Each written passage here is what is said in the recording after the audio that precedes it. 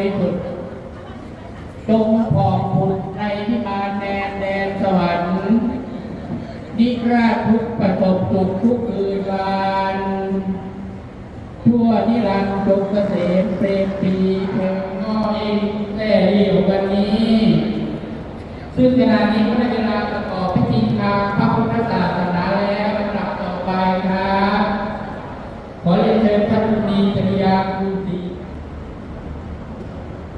นายโอรักธรรมดีรัฐมนตรีว่าการกระทรวงมหาดไทย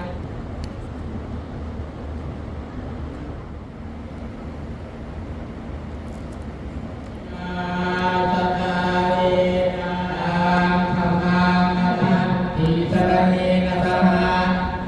โอตัสสะภะคะวะโตอะระหะโตสัมมาสัมพุทธัสสะ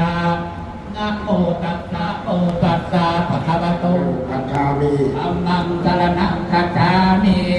ยัมปิสังฆังสรณังคัจฉามินาติยัมปิสังฆังสรณังคัจฉามิเวรมณีสิกขาปะทัง วิชาจารังเวรม อาทิ ณี ยามี โมสาวาทา สิกขาปะทามิสิเรนะสุป ปาปะทานันจาสัจจาย อาสาธุสวาธรรมกายาสังไปเวทกายาสังไปด้วยการธรรมาสังเวนาคา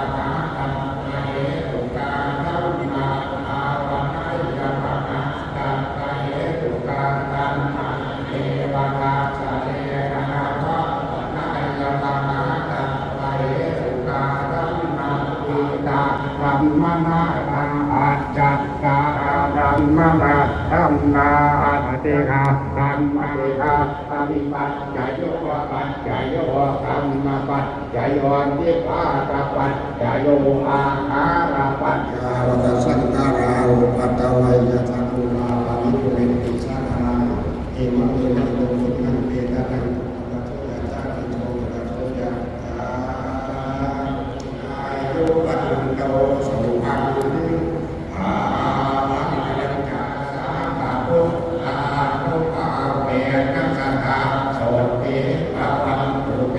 ภะวันตุสัพพะมังคารังลาภะตุสัพพะเทวตาสัพพะธัมมาทุกขาเวนัสสะโสติภะวันตุเต